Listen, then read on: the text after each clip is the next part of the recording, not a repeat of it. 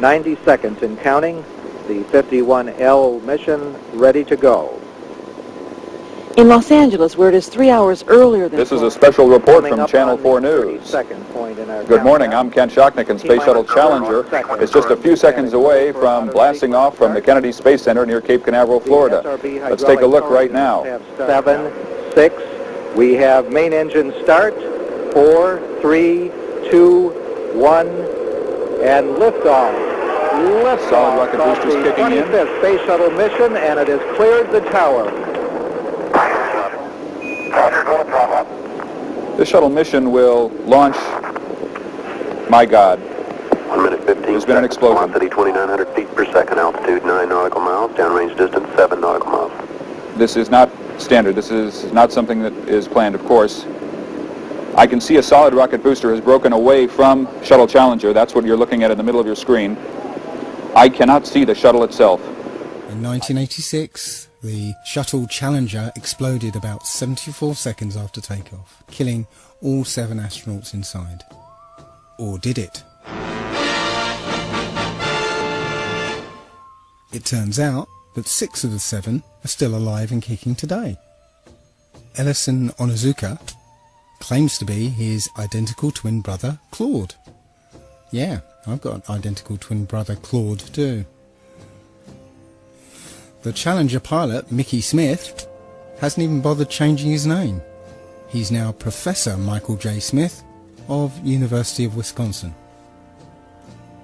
Now, Krista McAuliffe was a bit of a sneaky one.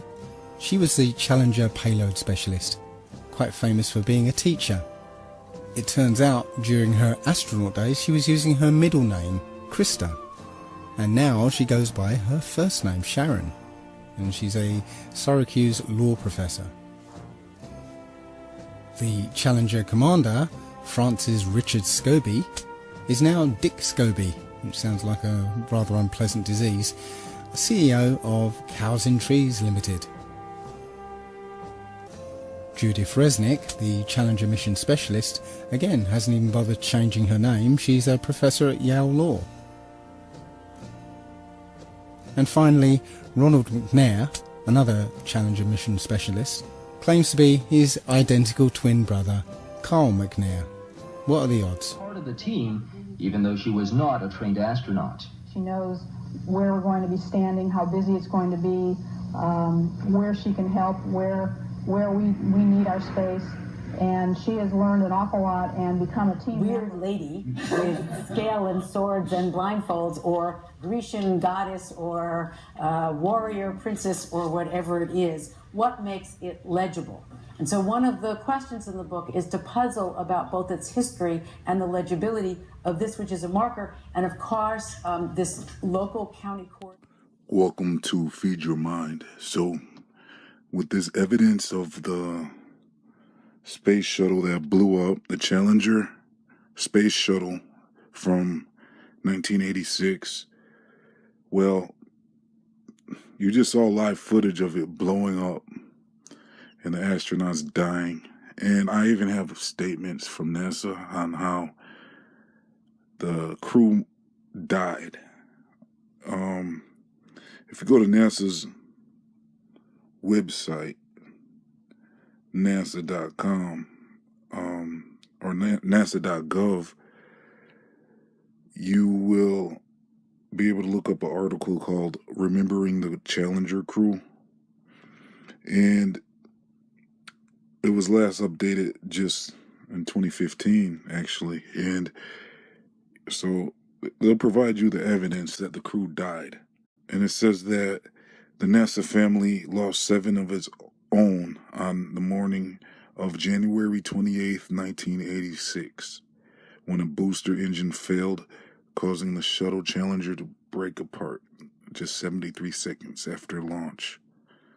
And then it goes on to name off the members who died, the members of the space shuttle who died.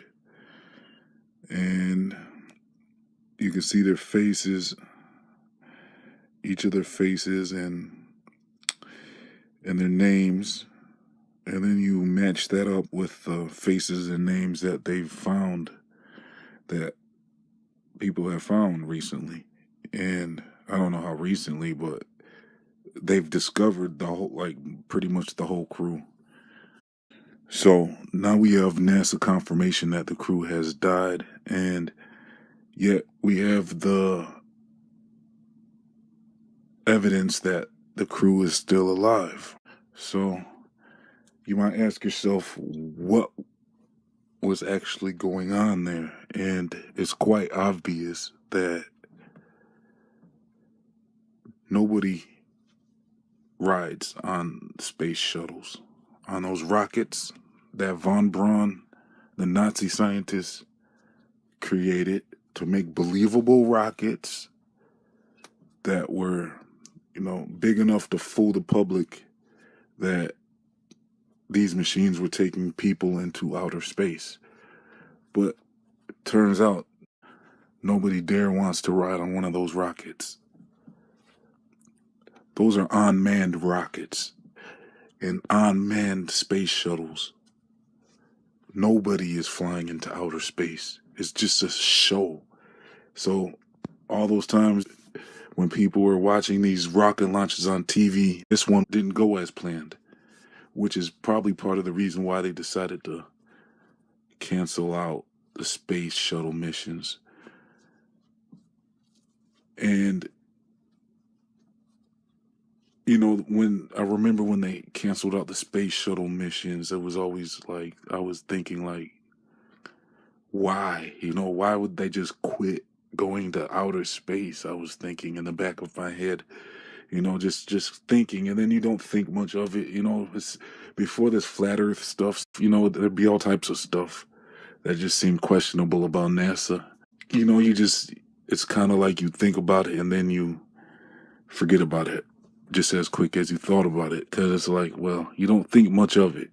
But now that this flat earth stuff came out, I'm like, okay, so I was actually wondering, why would you just quit, the shuttle program? Like, why would you do that, Now it's starting to make sense, because they don't want to risk faking stuff like that anymore. And that's why they stopped, because nobody was on those shuttles, and it was just too risky to continue to pull off year after year. They did it through the 70s and the 80s, and that was about it for them. It was time. I think the 90s is when they stopped, early 90s, early or mid 90s, and that was it. No more shuttles going to outer space. And yeah, because nobody was on them. Nobody was on those shuttles the whole time. Turns out people were gathering around, taking their families to watch the space shuttle launch. It was just propaganda. Nobody was in those shuttles. And that's just, this is just, at this point, it's time for the remaining globe earthers to start really looking into this flat earth stuff. Because this is it, this is the video that really you can't really defend, I mean, NASA said they died. Turns out they're not dead. Well, what's left but to conclude that nobody rides space shuttles into outer space. And all that money we've been spending on NASA, and we got all these, social issues that we could have been solving for these years. Instead, NASA's been showing us, taking our money and putting on a theatrical show for us. This is definitely proof that nobody's been to space. And then you add this with CNN just recently slipping that, oh yeah, nobody's been to space in 40 years. All of the overwhelming evidence that no one's been to the moon, all the phony CGI images of the Earth, all those pictures that everybody thought was real. Day after day, there's the latest space news about Mars and all this stuff. It's just to keep you set on a lie. So in the near future, I'll be releasing more videos, because I keep getting the question, why did they fake space? And if, well, part of the reason is because they wanted you to believe that you used to be an animal, you're an insignificant accident that evolved, and now you're a human being, but everything's just some big accident, and life has no meaning to it. That's basically kind of the idea of what they wanted to present to mankind, and a lot of people fell for it. I guess most people fell for it, and it was the Great Deception. Space was the Great Deception, and it was for reasons that makes a lot of sense once you start thinking about it, why they would do this. It was to hide who you are, who you really are, and what we are as human beings. Our true story of what we are and how we came to be has been hidden from us. They want you to think something else. Well, we'll save the rest of that for another video. Thank you for tuning in. This has been another episode of Feed Your Mind and another Flat Earth proof. They're faking space to hide Flat Earth.